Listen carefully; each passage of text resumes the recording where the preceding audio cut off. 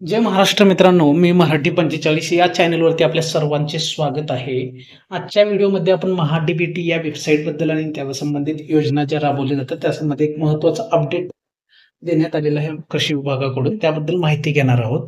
तर महा-डी-बी-टी .महाराष्ट्र.gov.in ही वेबसाईट काही काळासाठी, अनिश्चित काळासाठी म्हणूया आपण, तर बंद करण्यात आलेली आहे. म्हणजे तिथून तुम्हाला आता सध्या अर्ज भरता येणार नाहीत, नवीन नोंदणी करता येणार नाही.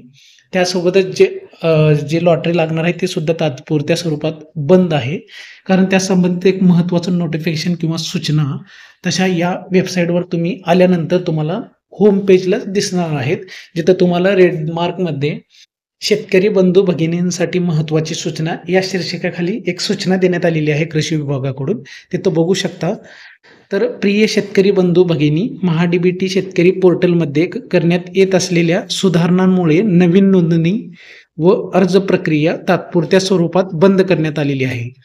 पोर्टल लवकरच पुन्हा उघडण्यात येईल आणि शेतकरी नवीन नोंदणी तसेच कृषी विभागाच्या योजना अंतर्गत विविध घटकांसाठी अर्ज करू शकतील. असा संबंधित एक नोटिफिकेशन इथं तुम्हाला होम पेजवरती दिसणार आहे. याचा अर्थ असं की जे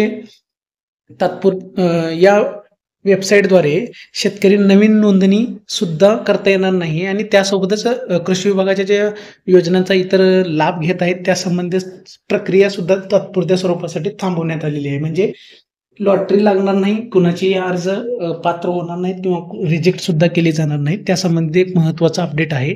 तर लवकरच पुढचं अपडेट आल्यानंतर आपल्या चॅनलवरती व्हिडिओ मार्फत त्यासंबंधित एक परत व्हिडिओ टाकला जाईल मित्रांनो, ज्यावेळेस चालू होईल वेबसाईट. त्यामुळे आता तुम्हाला या वेबसाईटवरती काहीही करता येणार नाही. तुमच्या माफी मागतो, तुमच्या अकाउंटमध्ये महा-डी-बी-टीचा जो अकाउंट आहे त्याच्यामध्ये काही बदल करता येणार नाहीये. तात्पुरत्या स्वरूपात बंद ठेवण्यात आलेली आहे वेबसाईट. तर अशा प्रकारे एक महत्त्वाचा अपडेट होता. माहिती आवडली असेल तर चॅनलला लाईक आणि सबस्क्राईब करा. धन्यवाद.